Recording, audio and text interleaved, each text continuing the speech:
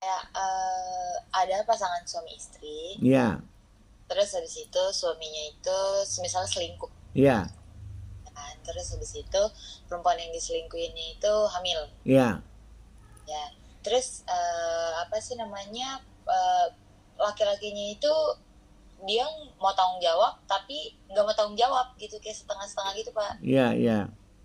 Nah terus itu tuh dia bisa kena hukuman gitu nggak Pak? Iya, jadi dalam hal ini kan eh, dikenakan kepada yang bersangkutan ini selain percabulan juga bisa masuk pasal 284 tadi perzinahan. Nah, karena jelas dia itu berhubungan membuat hamil seseorang itu tanpa izin dari si istrinya kan.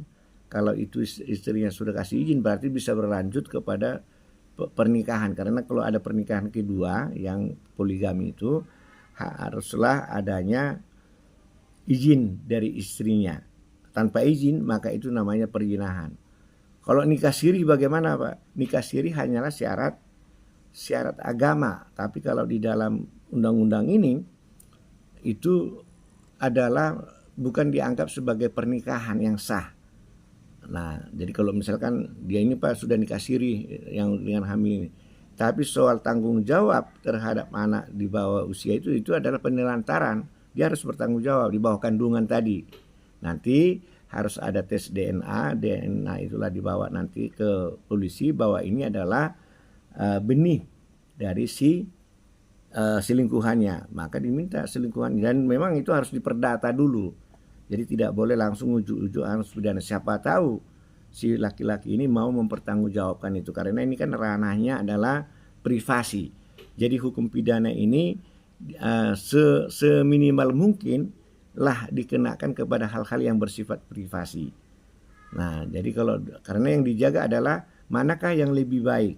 Apakah mereka menyelesaikan dengan caranya sendiri dengan manfaat bagi mereka berdua sendiri saling bermanfaat.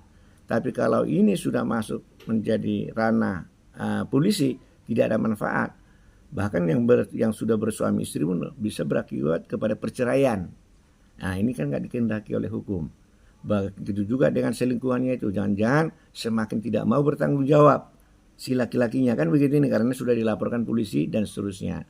Maka itu kecuali kalau dia di awalnya diperkosa ya, awal.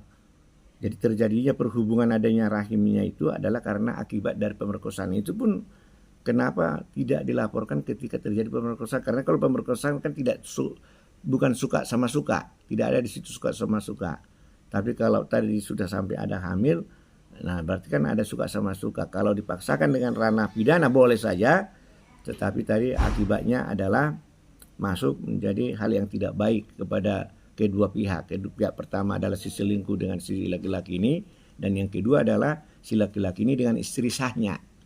Nah, jadi oleh karena itu apa? Ya siapa tahu dapat diselesaikan dengan cara perdata.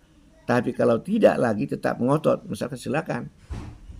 Itu adalah hak dari si pelapor, si korban. Nanti negara berkewajiban untuk membuatkan suatu tindakan terhadap itu. Jadi itulah sebabnya biaya perkara itu jauh beda lebih besar berat dalam perkara pidana. Kenapa? Karena perkara pidana itu yang diuji adalah kebenaran material, kebenaran yang sesungguhnya, bukan kebenaran ecek-ecek, enggak. Contoh tadi, kalau betul ini adalah benih bibit DNA dari si laki-laki harus tes.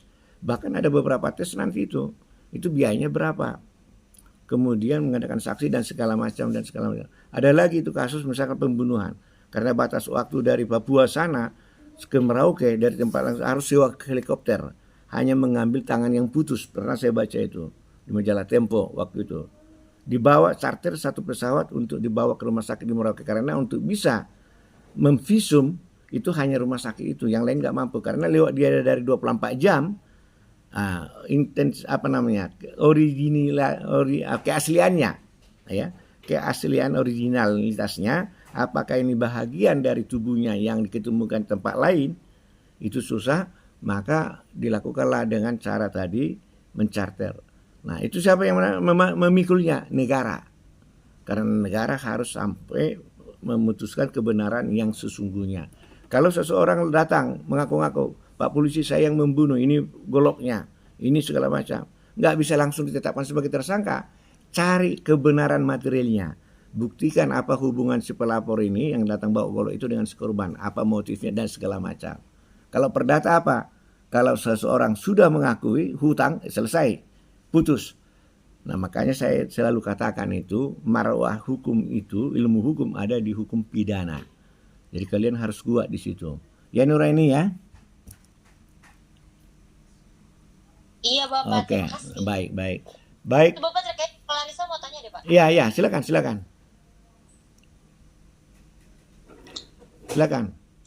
Ya Pak, saya mau tanya Pak. Iya.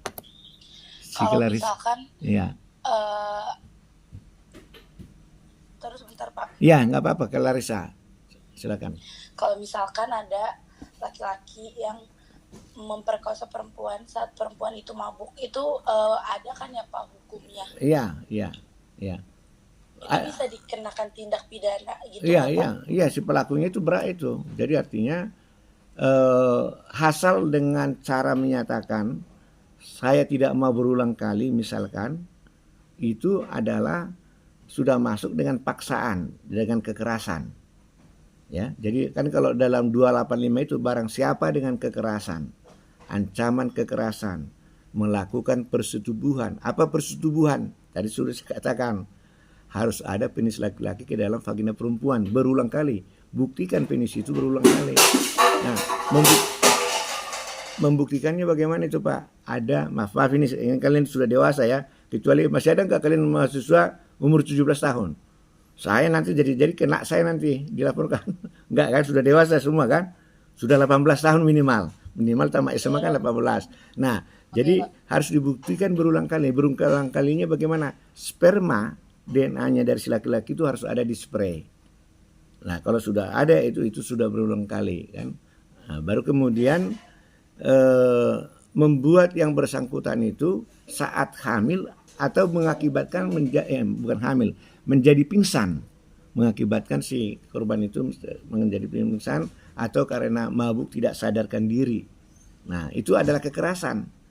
Jadi bisa saja kekerasan itu dilakukan dengan pukulan, dengan mengikat, dengan ancaman, dengan pisau, atau dengan memberikan minuman sehingga dia menjadi tidak sadar, ya, atau dihipnotis. Hipnotis juga itu masuk kekerasan. Jadi membuat orang tidak mampu lagi jiwanya untuk melakukan itu. Diancam oleh penjara itu 12 tahun. Jadi si laki-laki itu, nah cuman ini kalau dia masih di bawah usia, katakanlah 17 tahun, persetubuhannya itu selalu biasanya kan dengan sesama temannya yang usia 18 atau sama-sama kelas 2 SMA. Nah, itulah sebabnya dia ini menjadi delik aduan kalau 287, pasal 287 itu. Artinya si perempuan harus mengadu. Dalam hal ini kalau tidak diadukan bukan tindak pidana, tidak diproses. Kenapa Pak harus begitu? Siapa tahu si laki-laki ini karena saling kenal, suka mereka, saling kenal, pacaran, mau bertanggung jawab, maka ini di stop pidananya, tidak diteruskan. Tapi kalau pemerkosaan, walaupun dia bertanggung jawab, walaupun dia memberikan ganti rugi dan ada perdamaian dengan orang yang diperkosa, tetap perkaranya sampai ke persidangan. Hanya saja nanti dalam persidangan hukumannya diperingan karena sudah ada perdamaian tadi. Jadi perdamaian dalam perkara pidana kecuali delik aduan tidaklah mengurangi tidaklah menghapuskan hukum pidananya atau tindak pidananya, begitu ya. Baik, ada lagi yang lain?